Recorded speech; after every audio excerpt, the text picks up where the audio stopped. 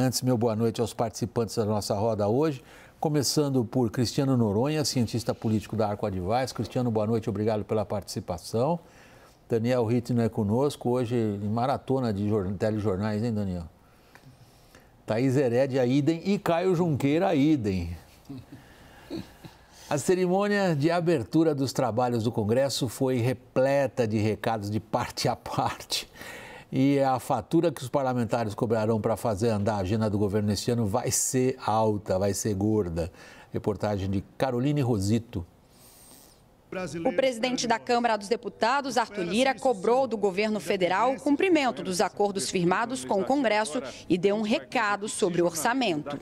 O orçamento da União pertence a todos e todas, e não apenas ao Executivo, porque se assim fosse, a Constituição não determinaria a necessária participação do Poder Legislativo em sua confecção e final aprovação. Nas últimas semanas, Lira fez chegar ao presidente Luiz Inácio Lula da Silva sua insatisfação com o trabalho do ministro das Relações Institucionais, Alexandre Padilha.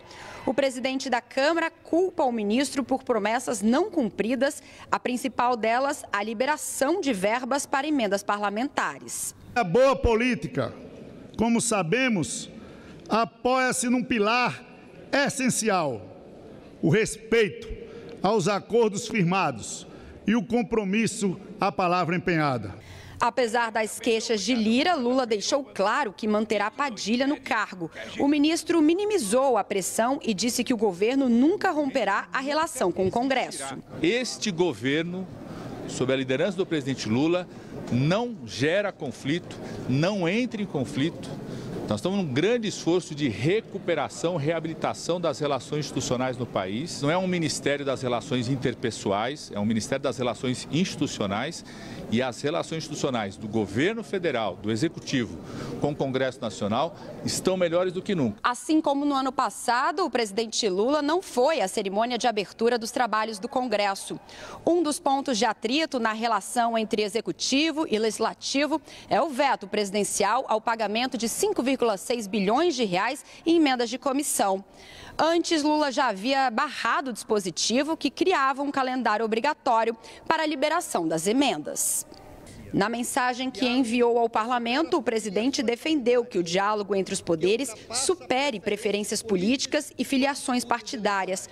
O governo também elencou uma série de projetos que considera prioritários para estimular a economia.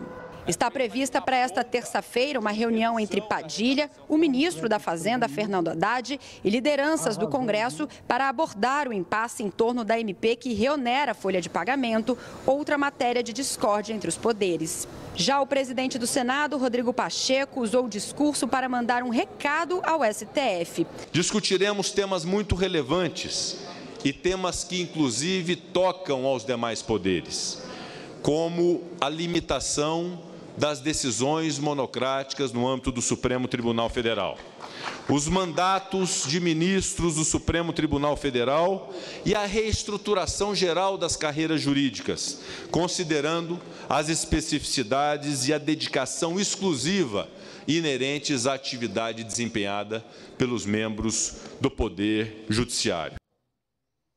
Cristiano Noronha, é uma disputa política que a gente conhece já dos governos anteriores, né? Nenhuma novidade aí, todo mundo brigando no fundo por migalhas do orçamento. Mas há um ponto que eu queria que você elaborasse em torno dele, que é o seguinte: fica patente que cada um tem suas prioridades, eu não estou entrando no mérito delas. No pega para capar hoje político, deu para entender quem é capaz de impor qual agenda, com quem, em que prazo? Não, William, não deu. Ainda não deu para saber exatamente quem que vai impor sua agenda. O que deu para perceber é que cada um tem uma agenda e essa agenda ainda vai ser negociada, né? A gente viu ali alguns temas que são, vamos dizer assim, unânimes entre os poderes, a regulamentação da reforma tributária e a questão da inteligência artificial, essas regulamentações, mas Arthur Lira fala também dessa questão da desoneração, onde o governo tem problemas, ele elencou isso como uma prioridade, a questão das verbas do orçamento, foram 3 temas, esses vetos ao orçamento, a LDO e a desoneração, que gerou basicamente esses atritos com o Poder Legislativo, e o presidente do Congresso Nacional e também presidente do Senado centra sua prioridade ali na questão do Judiciário, né? Então, cada um com sua agenda, então não dá para saber ainda exatamente qual agenda, que agenda vai prevalecer. E até porque também, William, a gente tem como pano de fundo também essa questão da sucessão nas 2 casas. Por mais que o presidente da Câmara, Arthur Lira, fale que esse tema não vai impactar, isso é muito mais um desejo dele de não impactar do que uma realidade.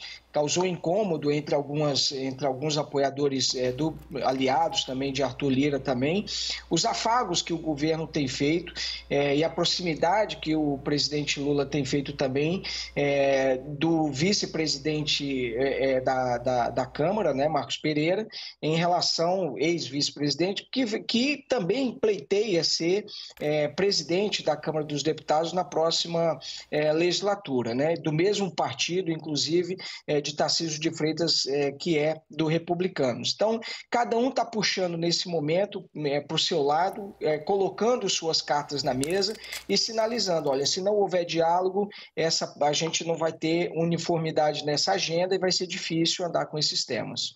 Deixa eu pegar aquilo que você, Cristiano, mencionou como um possível consenso, né? Consenso não foi a palavra que você usou, talvez nem fosse boa mesmo. Você não usou essa, você disse há convergências em alguns pontos. Claro, reforma tributária são obrigados por lei a regulamentá-la. Uma vez aprovada, agora o Executivo e o Legislativo têm que implementá-la, né? Então, ali queiram ou não queiram, estão obrigados a fazer. Outras coisas, a pauta arrecadatória está ali na frente para ambos. Agora, Daniel, quem tem mais força nesse momento político?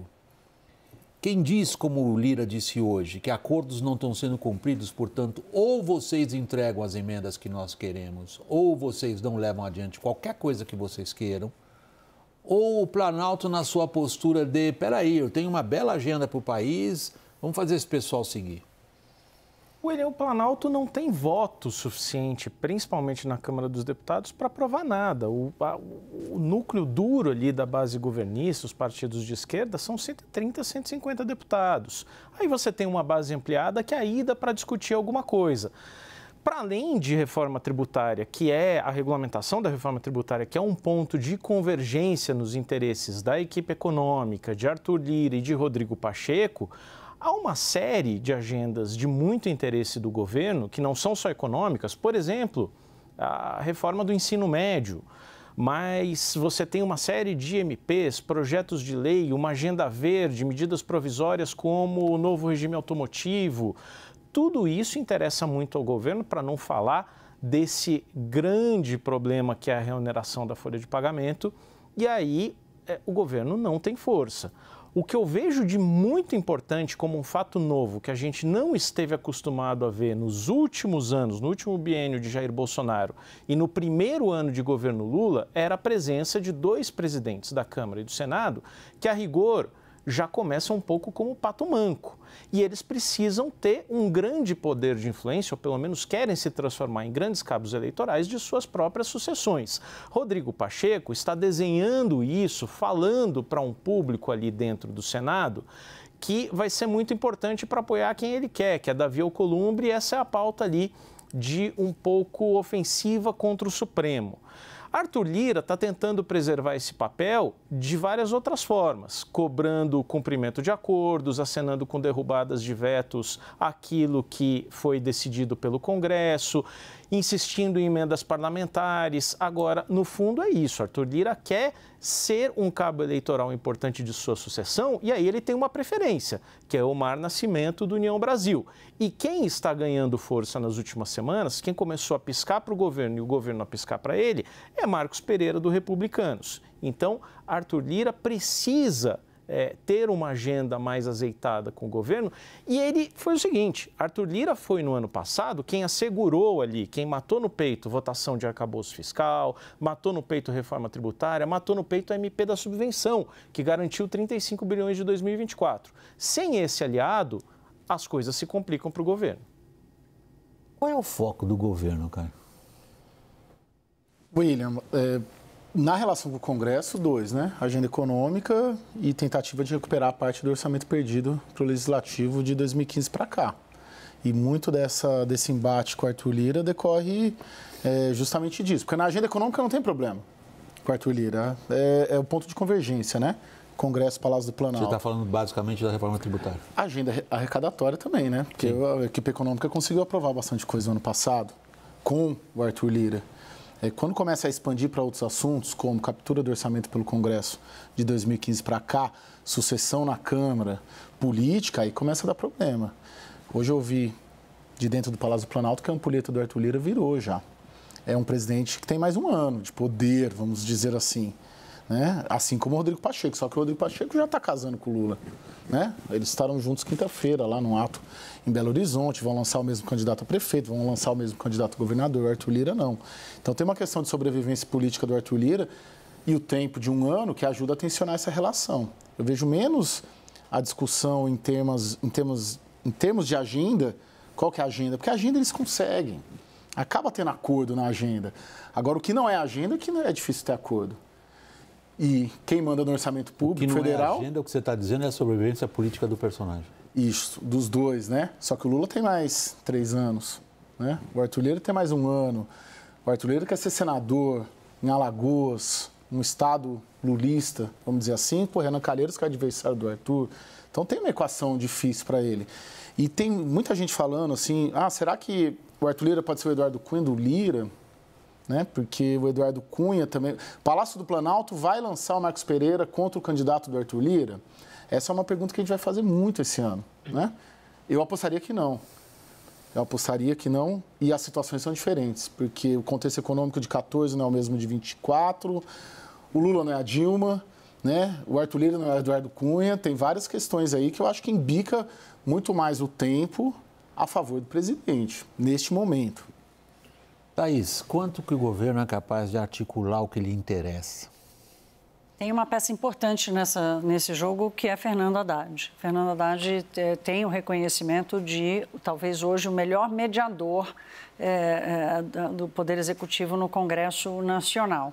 Hoje eu ouvi uma coisa muito interessante de um executivo do mercado que eu respeito muito, que ele disse assim, o senhor Haddad, ele estica a corda, ele faz uma MP da desoneração, ele joga as coisas, ele joga o abacaxi e quer de volta só o hortelã. Ele não precisa do abacaxi. Eu achei ótimo isso, porque a gente fica aqui tentando entender qual é a estratégia do Haddad, né? Eu achei interessante. Hoje ele joga o abacaxi, mas ele só quer de volta o hortelã. Foi assim que ele conseguiu boa parte das medidas que foram aprovadas no Congresso no ano passado.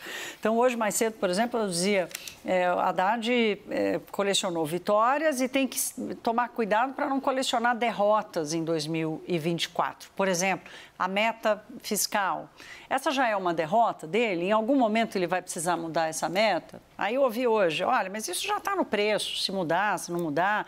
O que importa é se Haddad sobrevive 2024 nesse ambiente político que nós ouvimos aqui, ainda sendo reconhecido como um mediador palatável no Congresso Nacional.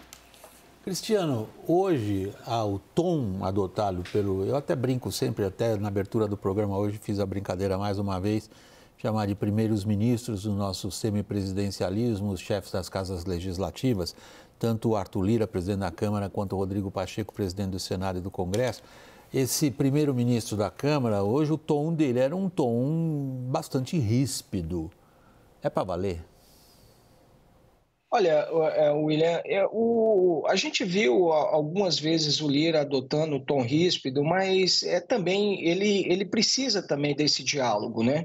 Ele precisa dar uma mensagem muito dura para o governo, porque a insatisfação no Congresso Nacional foi grande em relação a esses acordos que não foram de fato cumpridos. Vale dizer, tinha um cronograma de pagamento de emenda na LDO que o presidente vetou. 5,6 bilhões de reais que o presidente vetou. Um projeto de lei de desoneração que foi aprovado também pelas duas casas, o presidente vetou. O Congresso derrubou o veto. O presidente vai lá, edita uma medida provisória sobre isso, tratando do tema, né? Então, houve uma insatisfação muito grande. Tudo isso temperado com essas operações autorizadas pelo Supremo Tribunal Federal, que também acabou contribuindo para colocar mais lenha na fogueira, né? Então, mas eu acredito o seguinte, o Lira quer dar um recado duro de insatisfação para mostrar para o governo que a situação, de fato, precisa ser resolvida com diálogo e o governo precisa, de fato, cumprir aquilo que suas lideranças prometem nas votações de plenário. Então, para valer, num primeiro momento, acredito eu, muito mais para mostrar essa insatisfação. Agora, se o governo não estiver disposto a ceder, aí eu acho que a gente pode ter alguma medida eventualmente concreta que o Lira pode tirar eventualmente da cartola e eventualmente conduzir no Congresso Nacional. E isso não necessariamente significa votações que o governo não queira, mas significa também não votações, né? Significa segurar prioridades do governo, não fazê-las com que ande, ou andar com agendas, forçar agendas que o governo não queira, como é o caso da reforma administrativa também, que é um tema muito caro, especialmente para o PT no Congresso Nacional. Que foi mencionada hoje mais uma vez, né, Cristiano? Até esqueci que não é nem um pouco um detalhe, a ênfase dada à tentativa de fazer tramitar uma reforma administrativa na Câmara dos Deputados. Claramente uma ameaça, porque é por aí que se poderia dizer, peraí, não é só arrecadar, vocês vão conter gastos e um dos gastos mais relevantes se refere justamente à folha de funcionalismo. Mas, por Posso favor, fazer claro, uma Thaís. intervenção aqui? Porque é muito interessante essa defesa da reforma administrativa, porque o projeto que o Lira está defendendo, que é uma PEC que foi apresentada no governo passado, ele aumenta os gastos. Ele muda a estrutura do funcionalismo público e tal, mas, ao mesmo tempo, no médio e no longo prazo, tende a aumentar os gastos. Então, é uma discussão em que ele já entendeu que a sociedade ouve a reforma administrativa como um mecanismo de redução do Estado e ela não necessariamente precisa ser, no curto prazo, esse controle de despesa. Esse projeto que está lá não reduz custos. E é interessante isso, como o governo coloca essa ampulheta virada do Arthur Lira, isso a gente ouve nessa expressão, mas como o Arthur Lira tem um semestre aí, e depois da eleição municipal, tem elementos de retaliação muito intensos, mas ele também tem que fazer o cálculo político do futuro político dele, porque ele é candidato em 2026 também. Então, esse ponto que vocês levantam me faz me dirigir agora ao Daniel com a seguinte questão, Daniel. Eu acho que nós, jornalistas profissionais, a gente se ocupa disso todo dia, né? Por razões profissionais, a gente acompanha esse teatro, deixa eu colocar isso entre aspas. Eu não sei se a audiência também nos acompanha ou se a pergunta que as pessoas que nos acompanham se fazem neste instante da nossa conversa é a seguinte. Eu já estou cansado dessa conversa de que o Arthur Lira precisa... E aí o governo não cumpriu os acordos. Você, semana passada, foi muito detalhado nos acordos que o governo não teria cumprido. Agora, tirando toda essa espuma do teatro político, Daniel, quem tem força hoje? Olha, que Lira tem força? Tem. Mas ele, no ano passado, mordeu. Desculpe, latiu. Na hora de morder, de morder, deu uma mordidinha bem de leve. Isso aconteceu em vários momentos. Não vou instalar comissões mistas para debater medidas provisórias. Acabou sendo forçado a instalar. não vou fazer a tramitação de medidas arrecadatórias que são uma espécie de represália aos descumprimentos de acordos do governo, por exemplo, cargos no segundo escalão da Caixa. Ele já tinha ganhado a presidência de um banco público e ali precisava fazer um aceno, ali, um loteamento para os partidos da coalizão governista do Centrão sobre as vice-presidências. Estava demorando para sair, Lira entregou a MP da subvenção, mesmo sem o cumprimento desses acordos. Acho que a grande diferença agora é o fato de ele estar em último ano e de o governo ter, na prática, William, 5 meses para tocar a sua agenda legislativa desse ano. A gente tem um feriadão agora, na semana que vem. A partir dessa volta, são 5 meses de agenda no Congresso. Se isso vai ser suficiente para aprovar o que verdadeiramente interessa para o governo, o que é? Regulamentação da reforma tributária sobre a renda, as medidas provisórias e projetos de lei que estão tramitando em regime de urgência, reforma do ensino médio e possivelmente o projeto sobre fake news e discussão de regulamentação das redes sociais, se quiser fazer isso, não tem jeito de fazer tendo o presidente da Câmara sem ser o seu aliado. Por último, Cristiano Noronha, antes da gente mudar um pouquinho o assunto, mas eles têm uma relação com o outro com o que a gente vai abordar agora e o que vem logo mais na sequência. A gente vê o presidente do Congresso dizendo claramente ao presidente do Judiciário: olha, nós vamos para uma pauta que é entendida no mundo político em Brasília como uma pauta de vamos peitar o STF. Diante dos últimos acontecimentos, é uma pauta com razoável repercussão no mundo político e bastante repercussão também fora do mundo político. É para valer?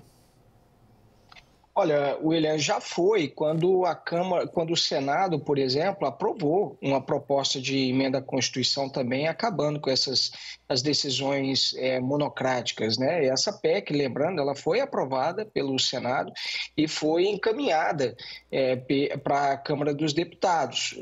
Inclusive, foi objeto de disputa entre o presidente do Senado e o presidente do PL, Valdemar da Costa Neto, né, quando o Rodrigo Pacheco rebateu Valdemar da Costa Neto, dizendo que ele não apoiava, por exemplo, a PEC lá na Câmara dos Deputados para avançar. Então, acredito sim que essa agenda, tendo o Judiciário aí como alvo, é sim para valer. Agora, ele vai precisar de apoios, né? Existe uma ala aliada ao ex-presidente Jair Bolsonaro que está muito disposta a andar com esse tipo de proposição lá no Senado.